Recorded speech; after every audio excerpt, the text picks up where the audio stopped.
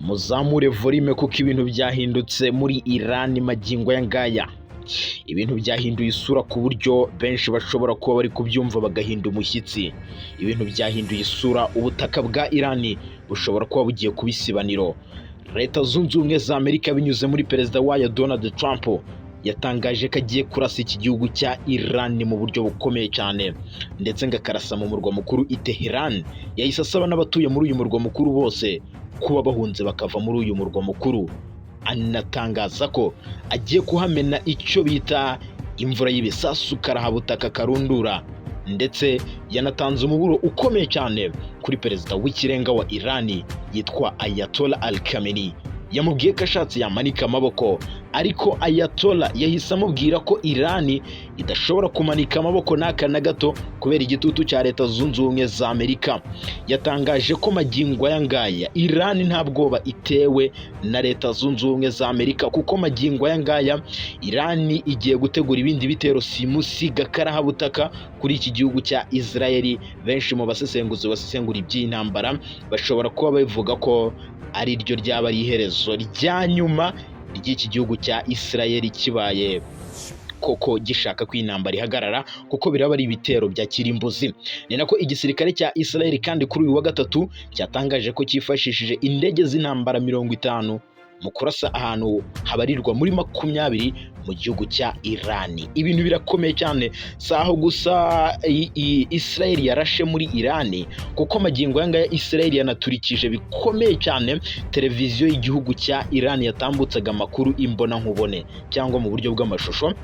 Ni amakuru yagiye atangazwa mu buryo bukomeye cyane yavaga muri Israel avuga ko bagabye igitero simusiga kuri televiziyo ya Iran iri Tehran mu murwa mukuru, ndetse binasiga umwe mu bayobozi cyangwa mu bakoraga muri ino televiziyo yahasiga ubuzima. Ibi byose n'ibindi nakubwiye, reka nze mbeve imuzi n'umuzingo. Gusa Iran bari kuyizeza ko itunze intwaro za kirimbuzi mu buryo ngo butemewe.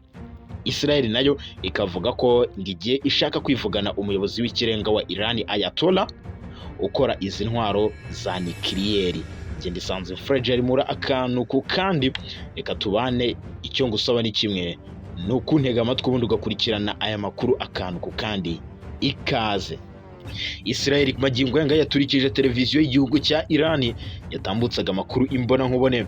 Ni igitero Israel yagabye ku cyicaro gikuru cy'ino televiziyo hariya i Tehran, mu gihe televiziyo yatangazaga amakuru imbona nkubone.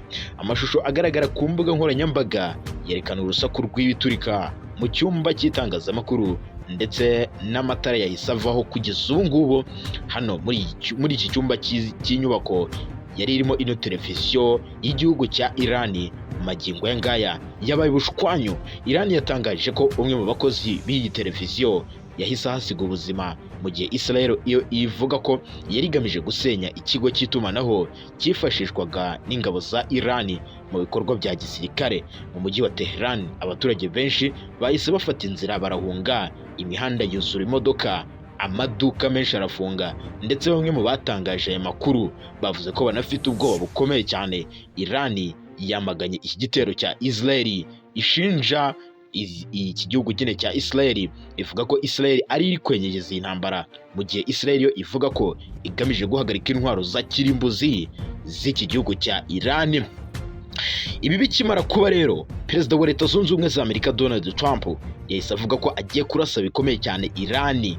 Ni Donald Trump yahise asaba n'abaturage bose kuva mu mujyi wa Tehran, ni mu murwa mukuru wa Iran, aho bivuga ko ashobora kuba agiye kuhasuka imbunda, agiye kuhasuka ibisasu karahabutaka. Trump rero yabitangaje abinyujije ku rubuga rwa Truth Social, avuga ko Iran yagombaga kwemera amasezerano yayisabye. Ati nagahomamunwa kubona ubuzima bwinshi butakamba. Ati Iran ntigomba na rimwe kugira intwaro za kirimbuzi. Ati nanabisubiyemo inshuro nyinshi. Ati abari Tehran bose bagomba guhita bahava, kuko akaga gakomeye cyane gashobora kubabaho. Iri tangazo Trump ryaje rikurikira kandi iryo Israel yari yasabye abaturage baho kuva mu bice bimwe na bimwe byo muri Tehran, mu gihe ibikorwa bya gisirikare bikomeje hagati y'ibihugu byombi. Ni ukuvuga ngo ibisasu bya kirimbuzi ikomeje kwambukiranya ibihugu byombi. Irani kandi yasubije ko ngo Israel iri gukora ibikorwa by'intambara ndetse ngo iri no gutanga amasomo kuri Irani, aho Irani nayo yahise itangaza ko igiye kugaba ibitero simusiga kuri iki gihugu cya Israel. Abakuru b'ibihugu bigize G7 bahise bashyira ahagaragara itangazo bavuga ko bagiye gushyigikira uburenganzira bwa Israel bwo kwirwanaho. Bavuga ko Irani ariyo ntandaro y'ibibazo byinshi by'umutekano w'aka karere. Basabye kandi ko hashakwa ibisubizo byaganisha ku ituze hano mu burasirazuba bwo hagati, harimo n'ihagarika ry'intambara muri Gaza. Magingo y'ingaya rero ibintu bikomeje guhindura isura, aho perezida wa Leta Zunze Ubumwe za Amerika Donald Trump magingo y'ingaya yongeye gutangaza ko ashaka kurasa Irani. Ati ntabwo numva uburyo Irani itunze intwaro za kirimbuzi. Ni nako umuyobozi w'ikirenga wa Irani yasubije Donald Trump wamusabye kuyamanika. Umuyobozi w'ikirenga wa Irani yitwa Ayatollah Al-Khamenei yateye utwatsi ubusabe bwa Donald Trump wa Leta Zunze Ubumwe za Amerika wasabye igihugu cye kumanika amaboko muri iyi ntambara Irani ihanganyemo na Israel. Kuwa kabiri tariki ya 17 Kamena 2025 nibwo Donald Trump yasabye Irani kuyamanika nta mananiza, nyuma yo kuyibwira ko ukwihangana kwa Amerika kuri kugenda kurangira. Uyu Ayatollah mu ijambo yanavuze ko yabitangarije kuri televiziyo mbere yuko iraswa cyangwa igabwaho igitero. Yavuze ko igihugu cye kidateze kuyamanika nk'uko Donald Trump abyifuza.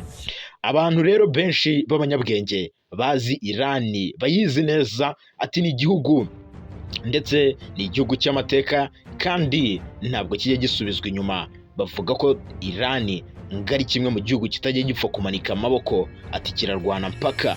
Yakomeje avuga ko kandi Abanyamerika bakwiye kumenya ko uruhare rwose rwa gisirikare rwa Amerika muri iyi ntambara ya Iran na Israel nta gushidikanya ruza kwenyegeza iyi ntambara mu buryo bukomeye cyane. Uyu Ayatollah kandi yandikiye Donald Trump amubwira ko kugeza ubu ngubu amakuru ari kuvuga ngari ibinyoma, ndetse amushinja ko ari uri kwenyegeza iyi ntambara.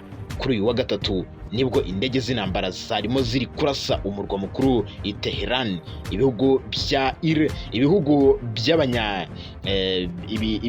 Ibihumbi by'abanya Iran batuye muri murwa mukuru bari barimo bahunga, ndetse ni nyuma yo gusabwa na Leta Zunze Ubumwe za Amerika kuva muri uyu mujyi wa Tehran, ni mu murwa mukuru w'igihugu cya Iran. Igisirikare cya Israel kandi kuri uyu wa gatatu cyatangaje ko cyifashishije indege z'intambara 50 mu kurasa ahantu habarirwa muri 20 hakomeye cyane muri iki gihugu cya Iran. Magingo y'ingaya nubwo intambara ikomeje, ariko perezida wa Leta Zunze Ubumwe za Amerika Donald Trump icyo ashimangira ngo nuko igihugu cya Iran cyanyamanika kugira ngo iyi ntambara arebe ko yahagarara. Nge ndisanze fragile muri akantu ku kandi dukomeze kubakurikiranira iby'iyi ntambara ya Iran ndetse na Israel. N'ibihugu byinshi byatangiye kuzamo harimo na G7 ndetse na Leta Zunze Ubumwe za Amerika, utibagiwe n'Uburusiya ndetse na Korea y'Amajyaruguru. Stay tuned.